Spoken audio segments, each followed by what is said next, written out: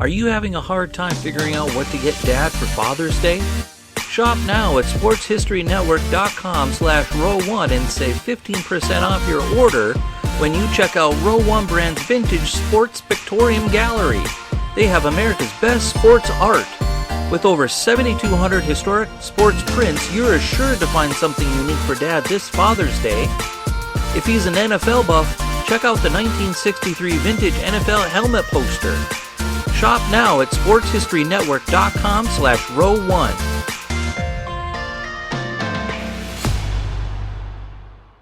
This podcast is part of the Sports History Network, your headquarters for the yesteryear of your favorite sport. You can learn more at sportshistorynetwork.com. No one has ever won 5 U.S. Open golf championships. Or has there been one? The PGA Championship was played in 1941, and so was the Masters. The Open Championship was canceled for a second straight year, and the USGA decided to cancel the U.S. Open. Instead, they put on a different tournament. The venue was changed, but almost everything else stayed the same. Heck, the winner even got a champion's medal. How controversial is this topic? Well, the tournament has basically been wiped away from the record books. Next, on Sports Forgotten Heroes, we're going to explore this topic as we discuss the 1941 Hale America National Open. This is Sports Forgotten Heroes, a tribute to the stars who shaped the games we love to watch and the games we love to play. Stars who provided us with many thrills, but when their time was up, they faded away. We'll take a look back at their spectacular careers, their moments of fame, even if it was just for one season or just one game. And now, here's your host, Warren Rogan. Hello and welcome to Sports Forgotten Heroes, episode number 121, the Hale America National Open. So, can a golf tournament be a forgotten hero? It's an interesting question. In the sense of how I am approaching this topic, the answer, in my humble opinion, is a resounding YES. You see, the U.S. had become engaged in World War II, and the USGA decided it was time to tone everything down and cancel the U.S. Open. No one has an issue with that. However, the head-scratcher here is this. While the USGA canceled the tournament, it opted to put on a different tournament called the Hale America National Open. Almost everything about the Hale America mirrored a U.S. Open. There was qualifying, big names played such as Hogan and Nelson and Jimmy Demaret, even Bobby Jones.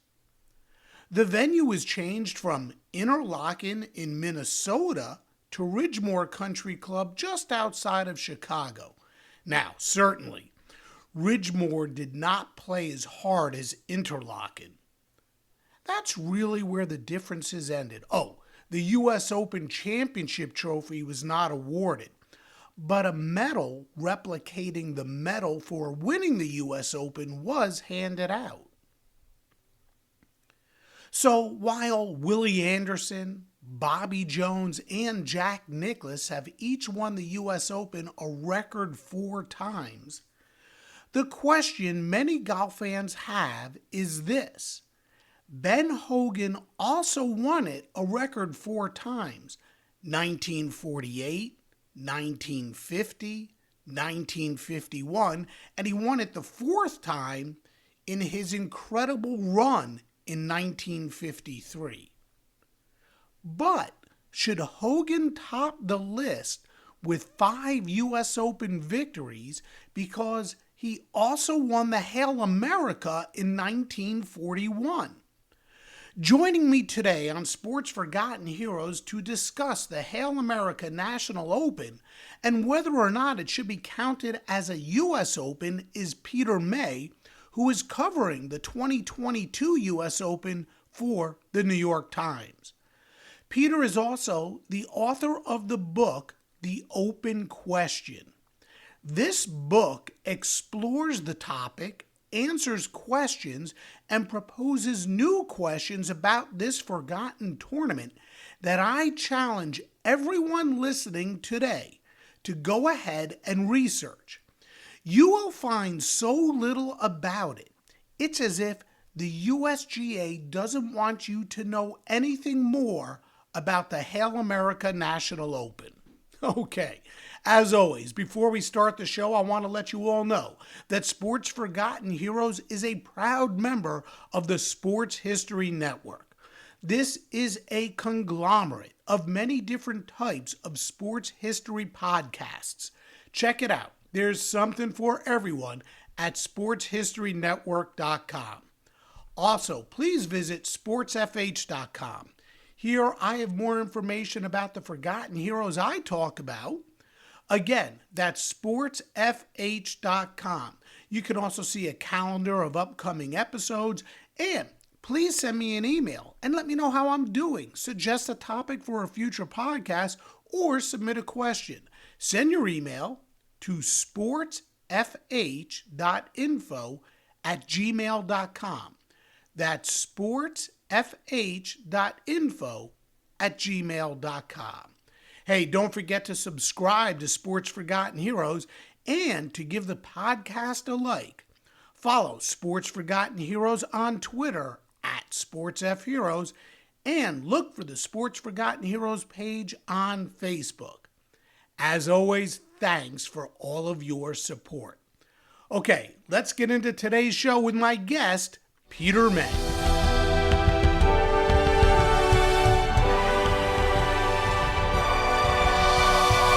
And joining me again on Sports Forgotten Heroes, Peter May. Peter, welcome to the podcast. Well, it's a pleasure to be on it again with you, Warren. Thank you for having me. Absolutely. I enjoyed our discussion about Lloyd Mangrum and really looking forward to this discussion. It's such an interesting topic, the Hale America National Open. So let's start with this. Set it up for us. What was going on at the time and why the USGA decided to cancel the US Open while other sports such as baseball and football kept playing? The Masters was played. The PGA was played. Other PGA events were played. Why did the USGA choose to cancel the 1942 US Open? Well, you sort of answered my question there when you touched, because golf was one of the sports that did continue after Pearl Harbor. But the USGA was sort of acting on historical principle. They had done the same thing in 1917 when the U.S. entered World War I and canceled their events at that point. And I just, in doing the research for this book, I just came across the idea that there was never a question that they were not going to cancel these things, that they were going to devote whatever resources they could get from the golf tournaments that they were involved in to the war effort. But they were not going to be holding, they only had 4 tournaments at the time. Mm-hmm. They were not going to be holding any of their 4 tournaments. I think they have like 19 now or something. Yeah, they do have a lot. Yeah, but they only had 4 in 1941 and 1942. So they canceled them then, and then they set about trying to help out the war effort in whatever way they could. But you're absolutely right. They were the outliers in that regard in golf in 1942. The Masters held its tournament. It did not hold them in 43, 44, or 45, but it did hold one in 42. The PGA held one in 42. They had like limited tournaments going forward through the war. I think there were only 5 PGA tournaments in 43. So, I think also the USGA was sort of concerned about the fact that if they held the tournament, what would it look like? it was in June, so that you're talking 6 months down the road. How many guys would be able to play? So they were worried about the look, but mostly I think they did it because they had done it in 1917 and they thought it was the right thing to do. How did the players react? Were they in favor of calling off the tournament? Well, not really, but the players, they liked the idea of the National Open, but they were playing regularly every week in 1942. So what the USGA did, I mean, the USGA had one tournament a year that they held for professionals. So it wasn't a big deal that they called off the Open. And as soon as they called off the Open, they produced this, replacement tournament in Chicago, which offered U.S. Open type money in war bonds and stuff like that. So the players, I don't think, were affected one way or the other by this. They had been playing right through the year on a regular schedule. Yeah, it was really strange because instead of playing the U.S. Open, a new tournament was created to fill the void, the Hale America Open. And it's just this funny thing. All right, we're not going to call it the U.S. Open. We're going to call it the Hale America Open. Right. And, maybe it's because, I don't know. I mean, today you would say, well, you can't maybe get the international players over here, but I don't know if it was as big a deal. And I don't want to minimize the amount of international players that might have played back in 1942, but, there weren't as many that would have that played in the U.S. Open at that time than as there are today. So it's really a strange thing. Where was the U.S. Open supposed to have been played? The U.S. Open had been awarded to Interlachen Country Club or Golf Club it's outside Minneapolis, and its part in history is that it was the site of the U.S. Open in 1930 when Bobby Jones won his Grand Slam, and it was the third leg of the four that he won, and it had gotten great reviews in 1930 for everything, the course, setting up the press coverage, everything, and it was well prepared to host the 42 Open. Their general manager and tournament people had gone down to Colonial Country Club in Texas, which was the site of the 41 Open, and just to kind of get the, how do you do it and what's good and what's bad, what works, what doesn't work.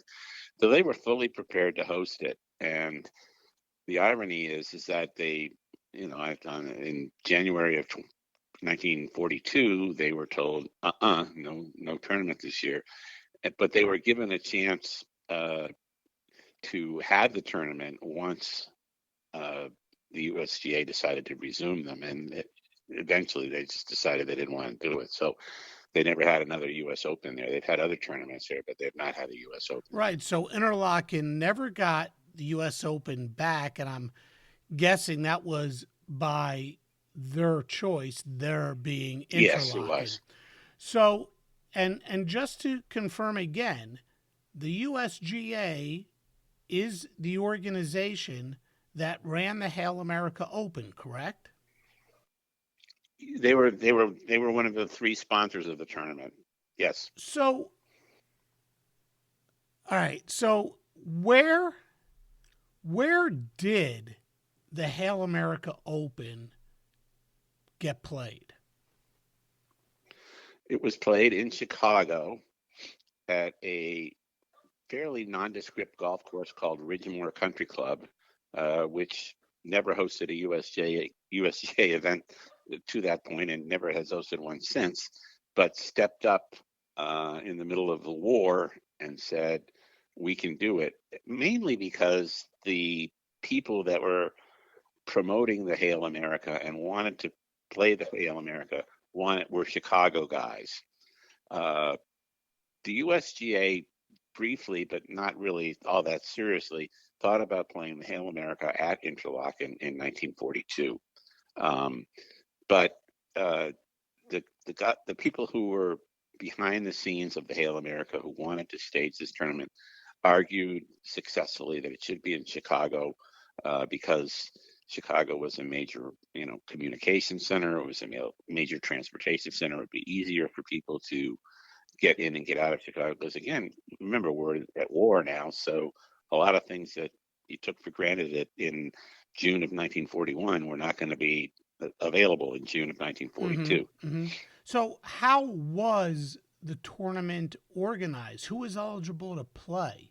And what differences as far as organizing the tournament, were there differences from, say, organizing a U.S. Open? There were, but there were more similarities than there were differences, I think, which is why to this day, people, especially Ben Hogan, people think that it should have been counted as a real U.S. Open. It was divided into three sections. The USGA ran the tournament according to the way the USGA wanted to run it. The PGA was another sponsor. Their goal was to just supply the manpower. So Fred Corcoran, who was the head of the PGA tournament committee at the time, advised all his pros to play in it and made sure that the week that the Hale America was going to be held, which was the same week as the canceled U.S. Open, was open for the players to play in it. And the Chicago District Golf Association, which was the mover and shaker to get the tournament in Chicago, they were the ones that did the tickets and the logistics and all the stuff that goes on behind the scenes that, it's like the sausage being made, you don't want to know about it, right? But the USGA ran the tournament. They set up qualifying, they set up exemptions, and they sort of ran it like a U.S. Open, which is why some people think that it should have counted as a U.S. Open, because how many tournaments do you have 2 rounds of qualifying, local and sectional qualifying? Mm-hmm. None, Mm-hmm. except the U.S. Right. Open. So that's what happened, and they had, if I may just digress just for a second, the day they announced this tournament was going to be held, one of the first people who said he would play in it was Bobby Jones, which was a huge boost to the tournament and to the tournament sponsors, because this was 12 years after he retired. And Bobby Jones was immediately given an exemption to play in the tournament. Duh. But Bobby Jones decided he would play the qualifying rounds anyway, because just to get in shape and, clean off the rust and all that stuff. And the amazing thing is that there were 2 rounds of qualifying, 5 rounds in total, if I'm not mistaken, over the 2 rounds.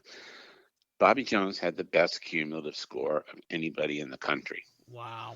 And this included a lot of pros who were playing every week and had not been exempted from the tournament. Guys like Jim Ferrier and people like that.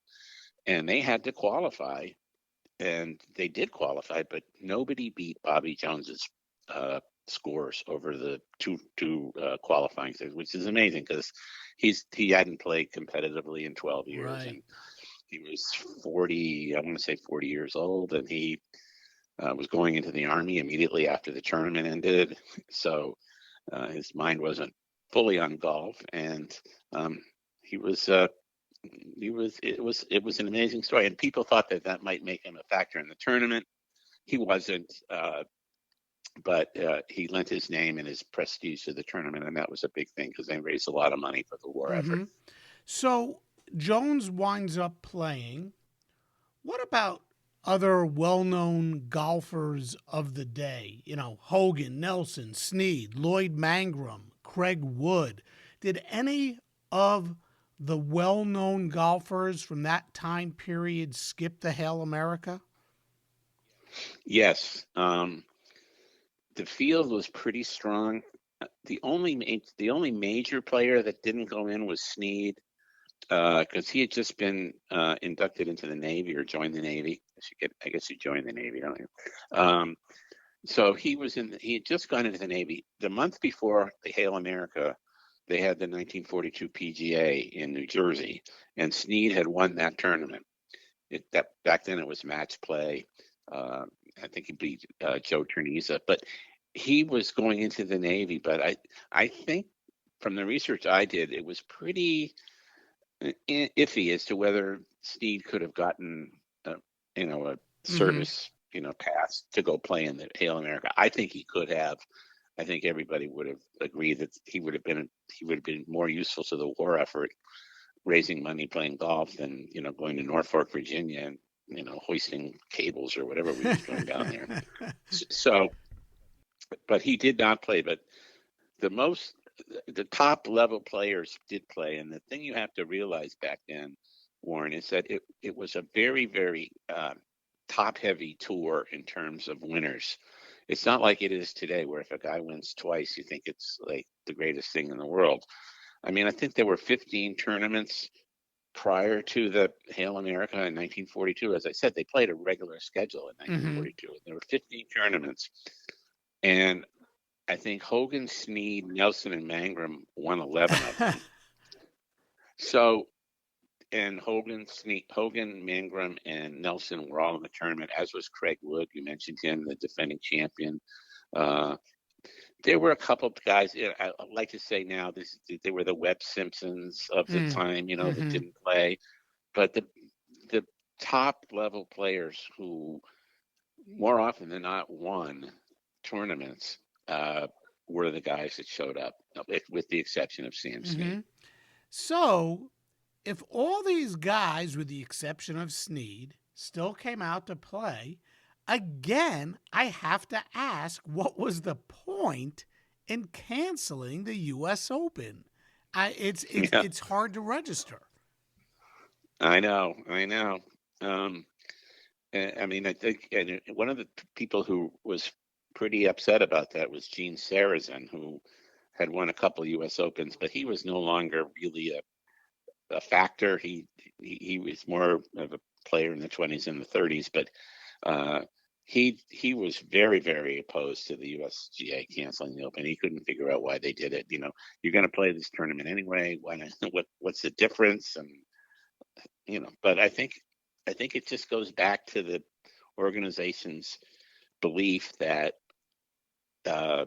in fact, they used the phrase "hollow" when they canceled the tournament, because they thought that the winner might in some way be besmirched by a lack of competition or inferior playing conditions or whatever it was.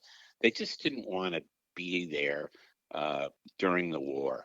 And the thing is, nobody worried about it in 43 or 44 or 45, but in 42, I mean, I think there were enough tournaments there that it could have conceivably had it and then said, okay, we're done. But they didn't. So we're left with the Hale America, which was in and of itself a very competitive golf tournament with all the big Jimmy Demaret. I forgot to mention him. He was there too. He almost won the thing. So it was it was a pretty good field for the war. Yeah. So we're going to get to the tournament now, and we're going to talk about this tournament because it is so darned interesting. It was supposed to have been played. Well, the U.S. Open was supposed to have been played at Interlachen, as we talked about, and instead they canceled the tournament and they staged the Hale America at Ridgemoor in Chicago. So, how challenging a course was Ridgemoor? How did it compare to courses that had previously hosted a U.S. Open championship during that time period? It wasn't a USGA Open championship course. I don't think anybody would deny that. They did their best. One of the reasons they held the tournament there, as I mentioned earlier, was because of the centrality of Chicago. Ridgemoor jumped up and said they'd do it. They had a couple of things going for them. They had public transportation out out to the course, which meant a lot for the spectators, so that they could get out there. And it was also a fenced-in property, so that they couldn't have gate crashers and stuff like that. But it wasn't a USGA. It wasn't Medina or Olympia Fields or a number of courses in the Chicago area which have hosted U.S. Opens. It wasn't that. But they did their best, and the problem is that they didn't have the necessary, I don't want to say equipment and stuff like that. Because remember, pretty much everything that you needed to do to improve a golf course would probably be sent right to the War Office instead. Material, machinery, all that stuff. So they did what they could. They did the best they could. For 2 days, the course was just absolutely hammered by the pros. Then the rain came, and instead of making it softer and easier, it made it harder for them. And at the end of the day, this is what I tell people when they say, well, should it count as a U.S. Open? I mean, that's not for me to decide. But at the end of the day, it produced a legitimate champion in Ben Hogan. And I don't know how you can debate that. I mean, he won the tournament. He won it over some good players, and whether it's a U.S. Open or not, I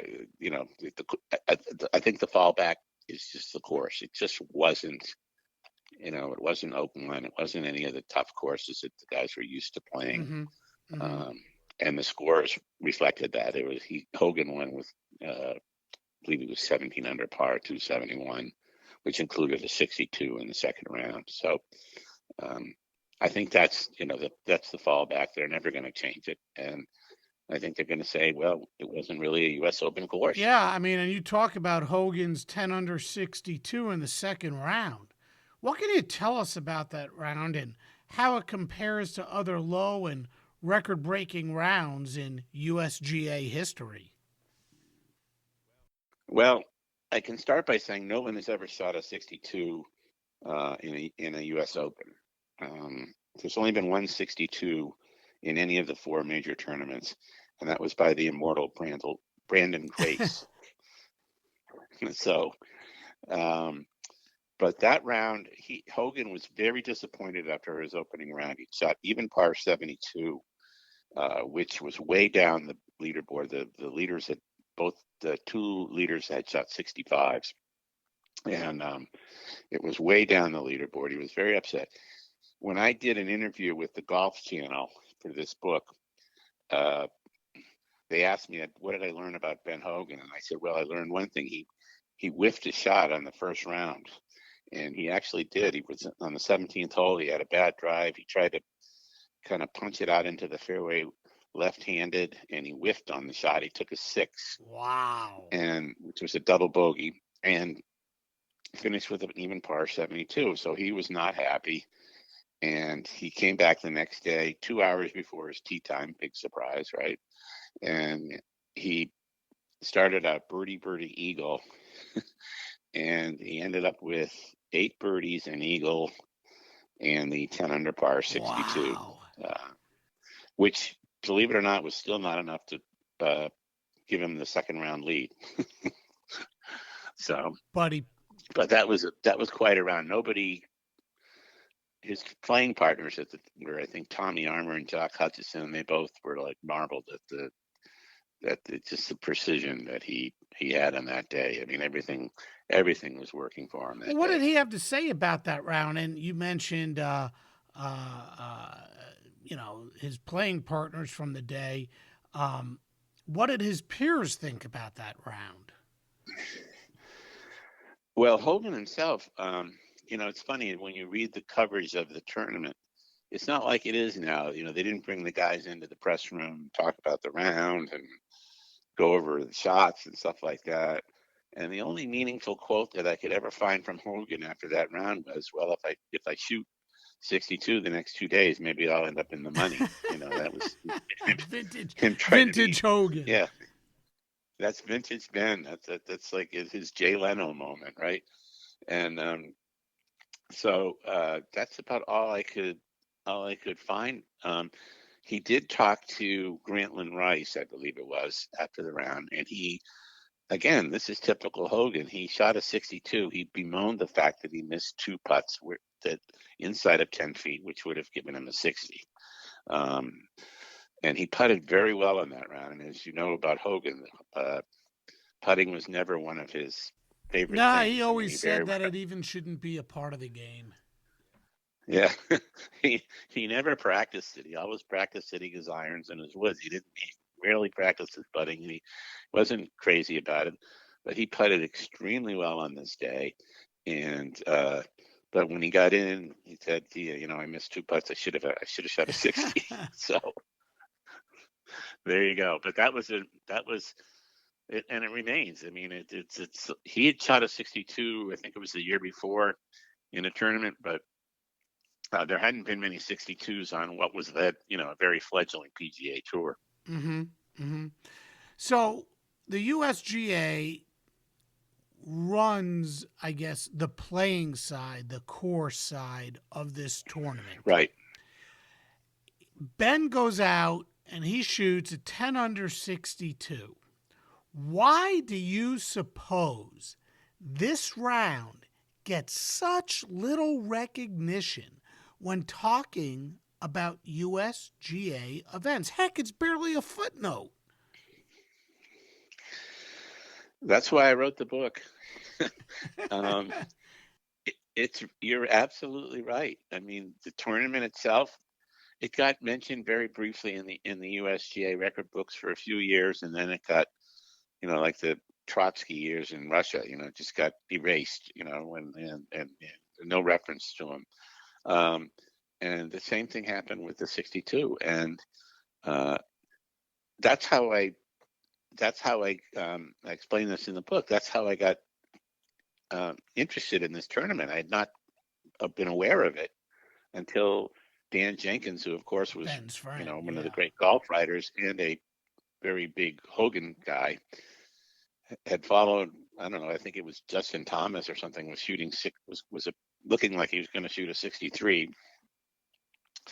And I think it was at Erin Hills, and he didn't. But Hogan said, that you might think that's the record, but the real record is 62 that Hogan's shot in the 1942 Open, and he thinks it's the record, and so do I. And it's good enough for him. It's good enough for me. And I said, what are you talking about? I don't know about the 62. I've never heard of a 62. That was always Johnny Miller 63 was, right. Yeah. And so I did some research on it. And the funny thing is that a lot of people who I considered to be fairly knowledgeable about golf history had no recollection or no understanding of this tournament and of what had happened. And so I thought, that might be worth pursuing, and that's what led to the book. And I really just had a blast doing the research because it was so much of it was new to me. Mm-hmm. Well, the first two rounds of the tournament, as you said, were pretty unusual for a USGA run event. 49 players broke par. But in the third round, the scoring came down, and only 18 players broke par, including Ben, who shot a 69. In the fourth round, he shot a 68, and he wound up winning the Hale America by 3 strokes. Was he pretty consistent over those 4 days, and were there really any other players out there who could have challenged them or challenged him? Did anybody ever really stage a rally and threaten Hogan? Oh, for sure. So, as I mentioned earlier, even after the 62, he was not in the lead. And after 3 rounds, he was tied for the lead with Mike Terneza, who had opened with the 60. I think he shot 65, 66 his first 2 days, which is unheard of in a U.S. Open. But the final day, and I mentioned him earlier, Jimmy Demaret came. I think he was behind by 2 or 3 shots heading into the last round, and it was 2 shots because he birdied the first 2 holes in the air, so he tied the leaders. And back then they staggered tee times. It's not like it is now where the leaders go off last and the next best go off after that. They staggered them. They staggered the group so the galleries could, see everybody. And so Demaret went off before Hogan, and Hogan went off before Terneza, and Byron Nelson was the last one in. And so Demaret actually got to the point on the back nine where he had a 3-shot lead on the field. He had eagled the 13th hole, an eagle 2. He knocked in a wedge shot, I believe it was, and then he birdied the next hole. So he was in great shape. And then he had 3 consecutive bogeys.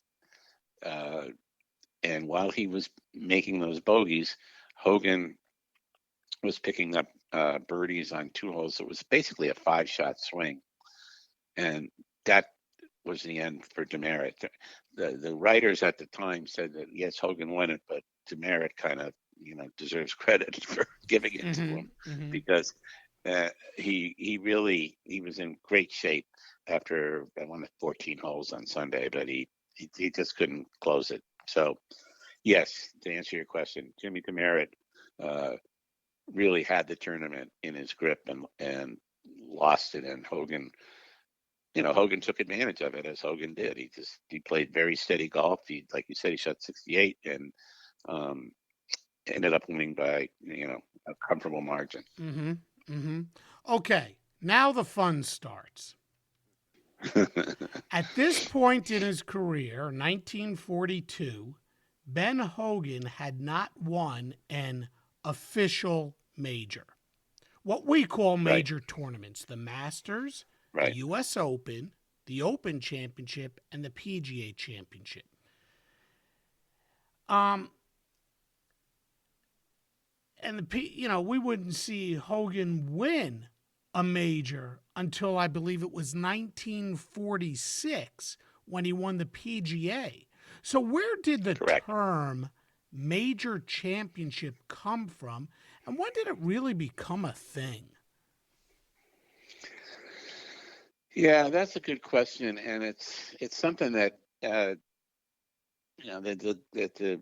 PGA and the USGA, they need to take like 5 really, really smart golf people and put them in a room and say, you got to do these majors. You got to do these majors differently than we do them now. I mean, you can't be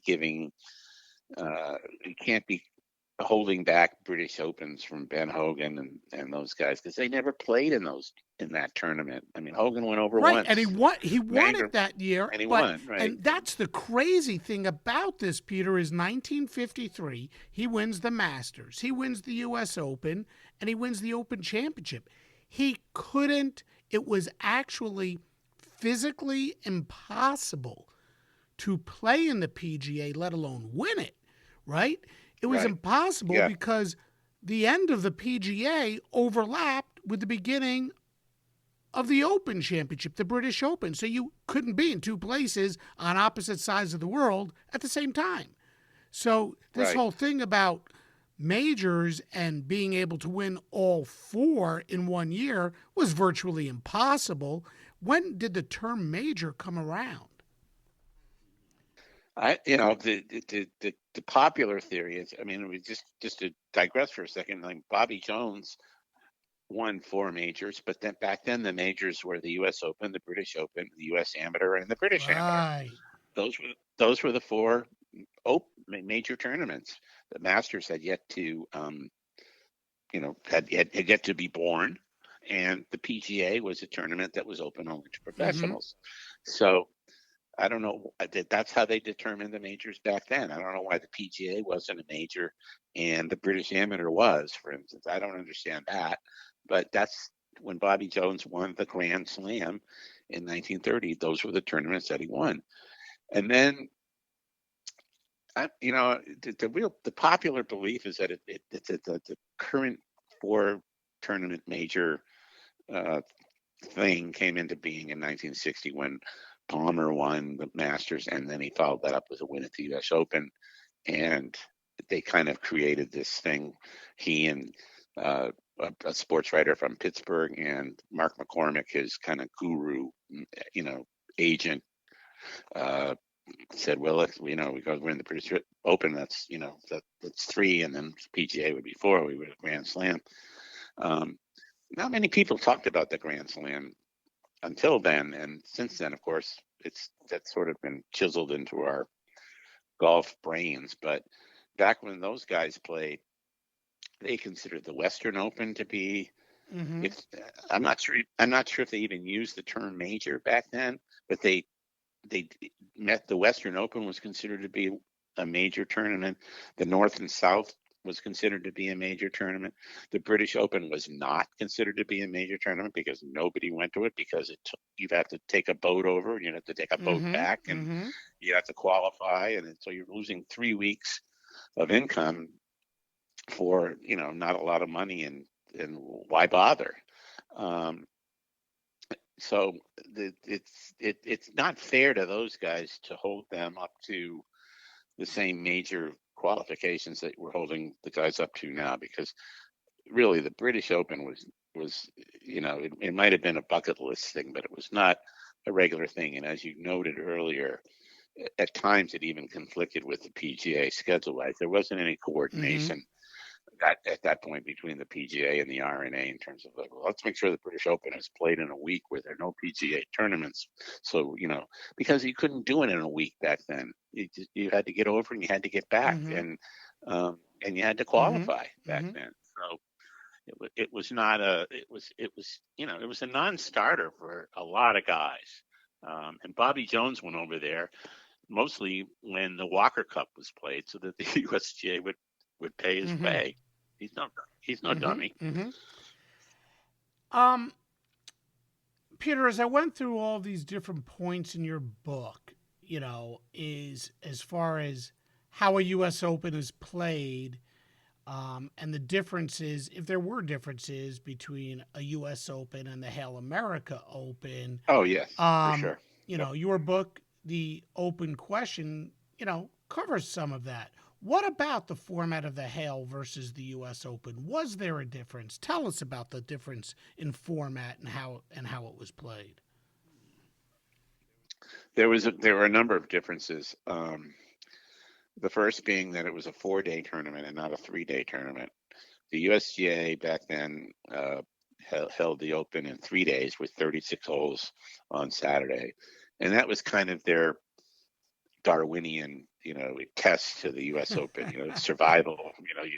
If you can do this, you can win it, and you can be a tough guy and all that stuff. And then, of course, if it was tied, early on they'd have like these 36-hole playoffs after it was tied. I mean, it was ridiculous. But the Hale America was conducted in over 4 days, as a regular PGA tournament is today.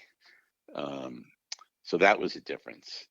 There was no cut, which was a difference. I don't think that's a big deal, but what they wanted to do was they wanted to raise as much money as they could, which is why they went to 4 days, because you'd have four separate gates. So you'd raise more money if you had 4 gates rather than 3 gates.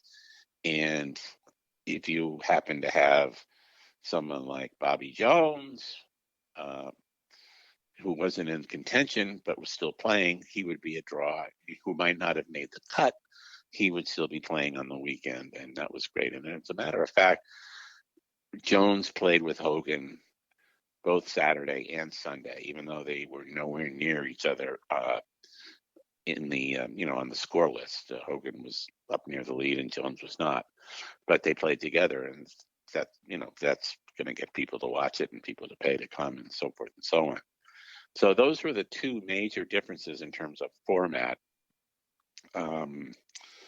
They had some things, long driving contests and putting contests and stuff like that, an aside, but that, I don't think that was a major distraction to the tournament. I mean, the tournament, actually, when you look at it now and you see how it was played, and the cream rose to the top at the end of the day. And I think I point out in the book that when you mentioned the third round, how tough it was. I mean, I think there were more rounds in the 80s that day than there were in the 60s.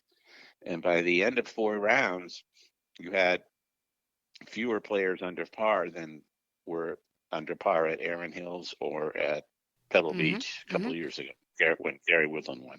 So, eventually the good players got to where the good players do. The bad players ended up where they did, and it produced a worthy champion, and that's obviously an issue, because if Jim Ternissa had won it, or even Jimmy Demaret, I don't know if there'd be a groundswell to give Hogan a fifth. Well, yeah, I have a question lined up for that, but before I get to that question, you sort of touched upon this. Of course, your book, The Open Question, was or should the Hale America National Open be considered a major because it took the place of the U.S. Open that year, 1942.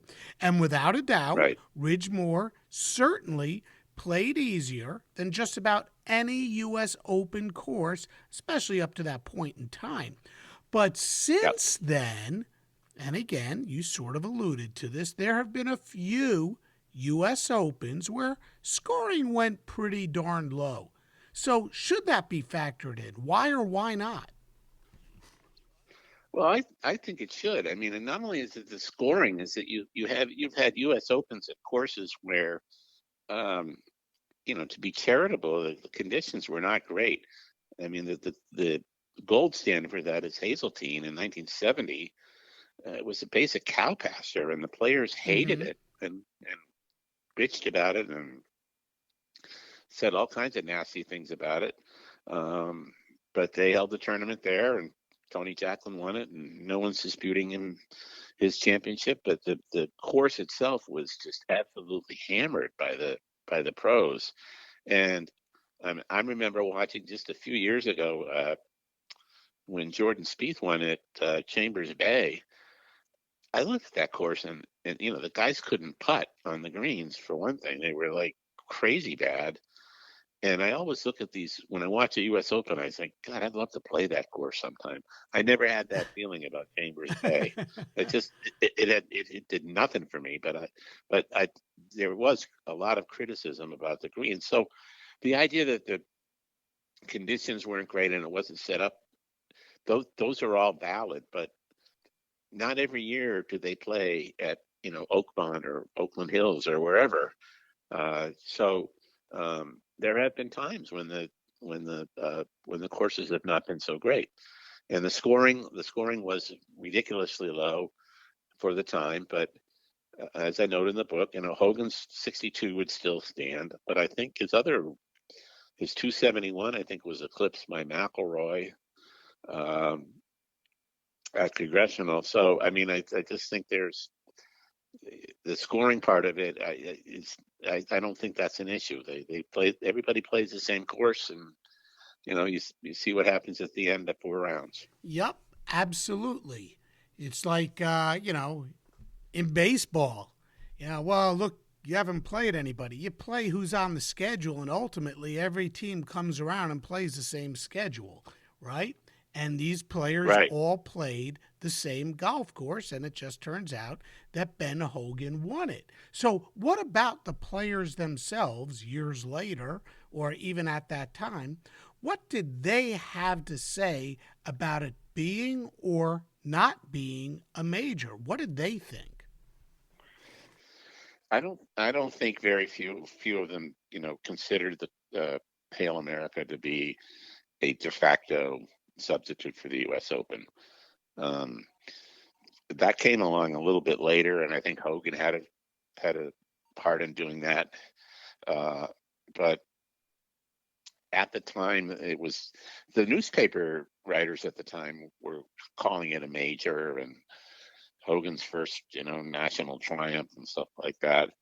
So there was some of that, but I don't think anybody really considered it a de facto U.S. Open. What happened was that I think Hogan from his supporters in the media and outside the media. I mean, he talked about getting the medal from the USGA president after he won it, and it looked like the other four that he would eventually win. Wasn't identical, but it was pretty close.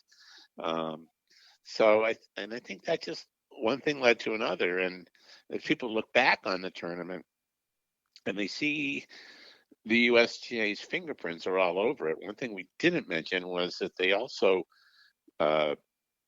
on the scene ruled Sam Bird's clubs to be non-conforming. Now that wouldn't have happened at the Portland Open or at the Tallahassee Open or even at the PGA, but it happened here because the USGA was running the tournament.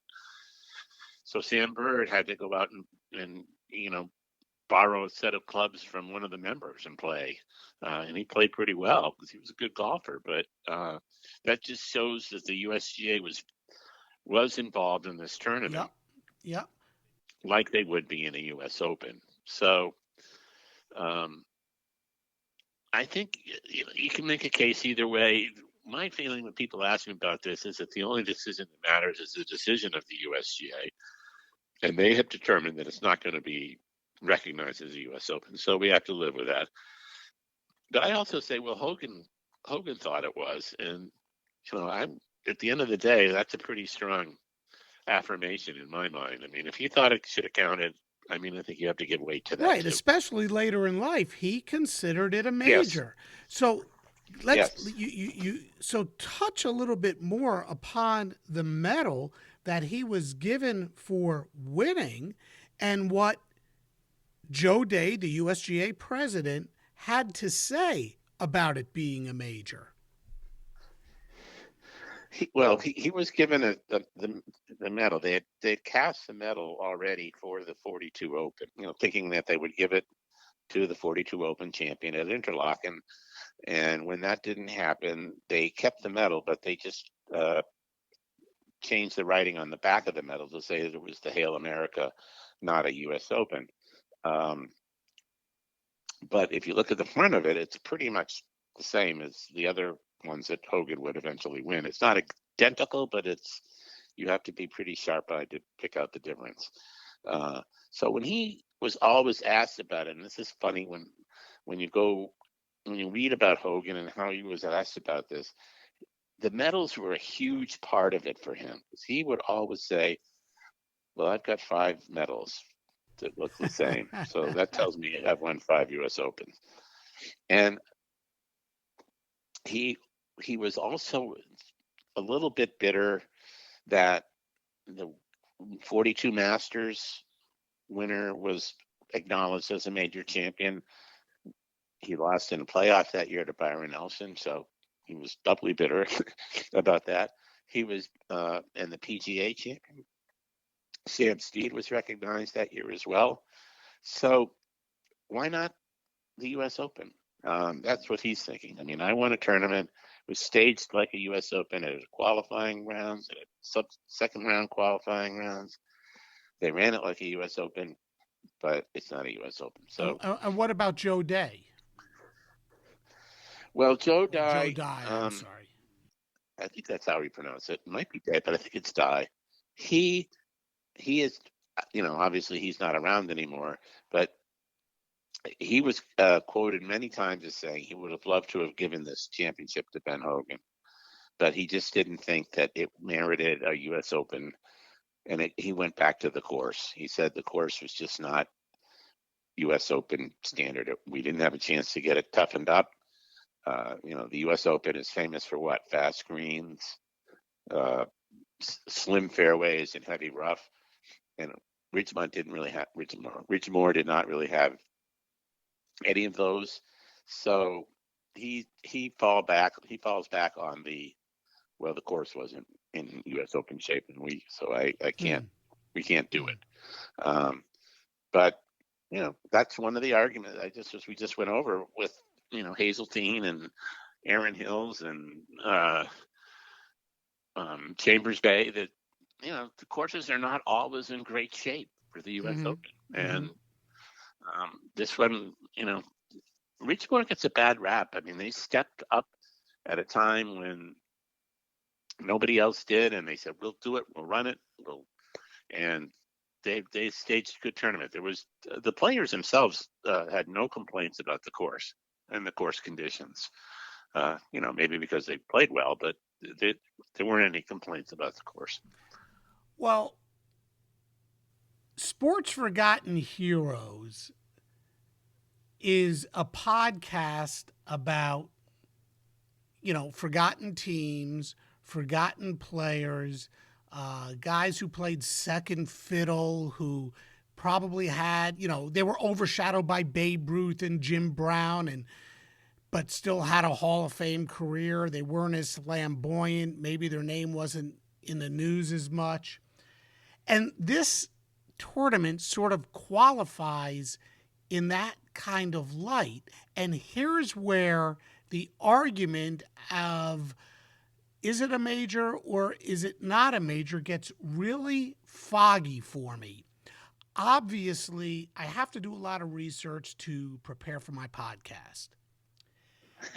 And gosh darn it, Pete, it is not easy to find a whole lot of information about the Hale America National Open. It isn't even easy to find a leaderboard for this tournament. Why? Why is the USGA so secretive about the Hale America? It's almost as if it's hiding something. Well, it's really been, erased from their archives. I mean, if you go visit their museum in Far Hills, New Jersey, and they list the Open winners, the years 42, 43, 44, and 45 are blank. There's nothing there. They do have a display on the Hale America tournament there, but it's not in any way suggesting that it was the U.S. Open. It's more to commemorate their support of the war effort in the 40s. So I just don't think that the USGA ever considered it to be anything more than just a substitute for the U.S. Open, not a a replacement or whatever. And but I don't. On the second hand, I don't know why they don't have any kind of references to it in their record books as a tournament that they sponsored and ran in 1942. I think it would help if they just kind of acknowledged that and said, yeah, well, we did have this tournament that we ran in 1942. We don't think it's a U.S. Open, but here's what happened, and let the reader decide. Which is what I try to do. But here's another part that makes it really foggy for me is when we talk about the U.S. Open, we talk about it being our national open, and what's this called? The Hale America National Open. So Open. Why they should have changed the name at least. Right. No, I think they should have something on it in every kind of U.S. Open publication. They should note that this tournament was held, and they could spin it in a positive way in terms of how much money they raised for the war effort and what they did to support the war effort. And Ben Hogan won, but we don't consider it a U.S. Open because the course wasn't ready and blah blah blah. But it is kind of amazing because the people that are in the USGA library and the archivists there, they know all about the tournament, and they were very helpful to me. And they did nothing to stand in my way because they knew what I was writing, and I was sort of challenging them to say, like, why aren't you considering this U.S. Open? Here are the reasons why you didn't. Well, I'm going to say those reasons don't hold up anymore. But, in the end of the day, they're the ones that make the decision. So what you and I think and what anybody else thinks really doesn't matter. It's what they think, and they are, they're not going to change their mind on that. Well, look, Hogan won it. He got the medal. He considers it a major. He says it's a fifth U.S. Open. But here is the argument against it. Had a guy like Otis Chrisman, a journeyman pro who actually contended, won this tournament, had anyone besides Hogan won this tournament, would we be having this conversation? Can that play a factor into all of this? We would not. We would not. You would not have my number, and I would not be talking to you. No, that is absolutely true. And I think this only happened after the fact, and I think Hogan was responsible in a lot of ways for bringing this to light by talking about when he was playing in, I think it was Oakmont, one of the Opens. After he'd won a couple, they asked him, something, and he said, "Well, I'm shooting for my fourth," and he was really shooting for his third. And then, well, what are you talking about? Well, I won this tournament 42, blah blah blah. And I think that was what really got it going, and then it was picked up by the media, and then people started to say, "Well, wait a minute, let's look at this tournament. What's he talking about? Why does he think this should count as a U.S. Open?" And then they did basically what I did. They went back and looked at the tournament and said, "Well, wait a minute. Well, the USGA ran it like a U.S. Open. They invited all the good players. It was it wasn't a great U.S. Open venue, but it was it was a legitimate tournament. And yeah, there were a few changes, but the U.S. Open has changed over the years. It hasn't always. It's morphed into now a 4-day tournament. It wasn't a 4-day tournament in 1962. I went to the 1963 U.S. Open playoff, and it was just the only reason I could go was it was on the Sunday, because the 36-hole final on Saturday ended in a tie. So it's changed over the years in terms of rounds and stuff like that. So, and playoffs. Now it's a 4-hole playoff. It used to be 18 holes. It used to be 36 holes. So it's changed a lot. And so I think that's what happened was that he said, "Well, wait a minute. I won this tournament in 1942. Go back and take a look at it. I think it should count as a U.S. Open." And that's what people did. Well, Peter, your book, The Open Question, Ben Hogan and Golf's Most Enduring Controversy, is certainly a great account of a tournament that will, I guess, live in infamy and leaves everyone to guess on their own. Should it or should it not be a major? I really enjoyed reading the book. I really enjoyed talking to you before about Lloyd Mangrum, today about the Open Question. And I want to thank you so much for spending some time with me on Sports Forgotten Heroes. Well, it has been my pleasure, because I love talking about this subject, and I just, as I said earlier, I had a blast doing this book because there was so much stuff that I learned, and going back and looking, and it had to be a fun time to be a golf pro back then. If you didn't care about money. Absolutely. Again, Peter, thank you so much for joining me on Sports Forgotten Heroes. You're very welcome, Morgan. Thank you for having me. You got it.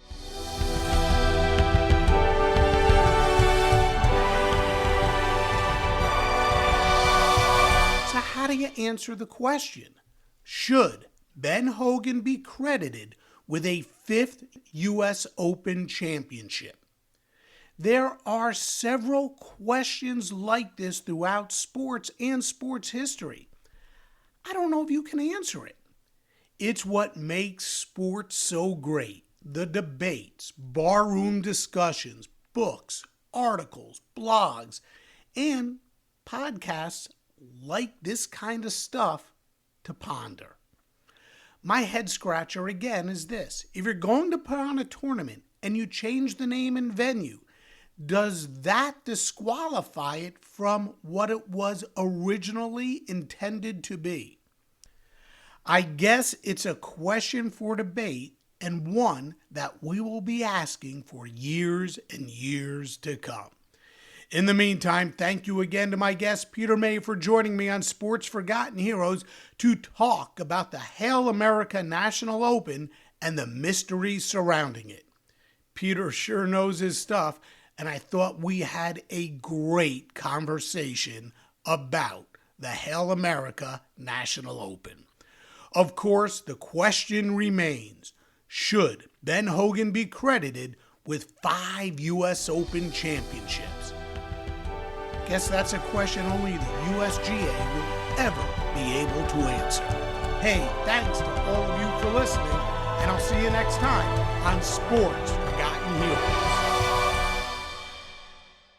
At the Sports History Network, we're all about sports yesteryear, and so we're so pleased to introduce you to Row One, an online memorabilia gallery and shop that brings your sports history to life anywhere. The Row One gallery includes over 5,200 gorgeously reproduced prints of team posters, game program covers, game tickets, advertisements, and more in baseball, pro and college football, pro and college basketball, and more. And any gallery item may be printed in a variety of sizes on wood, metal, canvas, acrylic, or poster paper.